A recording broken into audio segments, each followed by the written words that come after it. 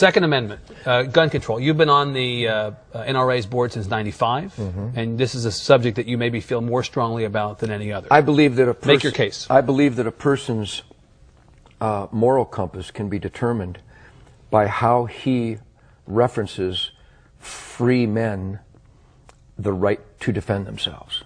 The Second Amendment is so obvious to me, it's insane that there's an argument. God gave, let's pretend there is no document. Let's pretend brave families didn't leave the tyrants and the slave drivers of Europe so that they could practice the religion of their choice, so that they could speak out without being murdered, that they could produce wool without the king's men coming and taking it from them every season of harvest. Let's pretend none of that happened. Let's just pretend this guy named Ted Nugent parachuted onto Earth and woke up one morning and saw these wonderful resources and had dreams of excellence and being the best that I could be. I don't need a document, and I don't need another man to explain to me that I have the right to defend my gift of life. And that there is an argument in America from Hillary Clinton, from Barbara Boxer, Dianne Feinstein, from a whole gaggle of numbnuts who would try to tell me they will dictate where, how, and if I can defend myself. I find that preposterous. I find it unacceptable, and I will not accept it. I am a free man. Don't tread on me. A good, law-abiding citizen, not convicted of a felon. The Second Amendment of our Bill of Rights is my concealed weapons permit. Period. That's it? That's it.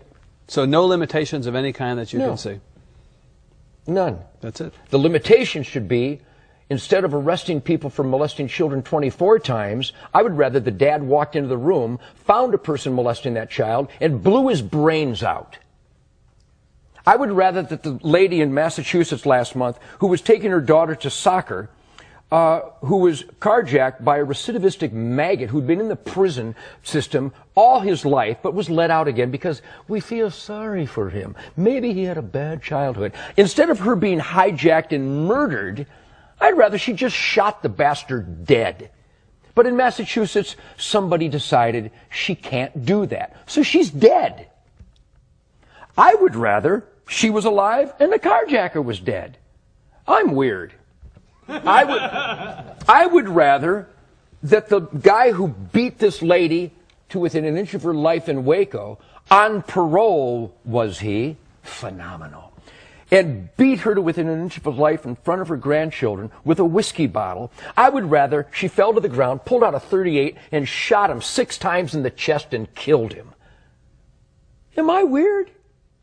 Because the guy is going to get out again. I don't like repeat offenders. I like dead offenders.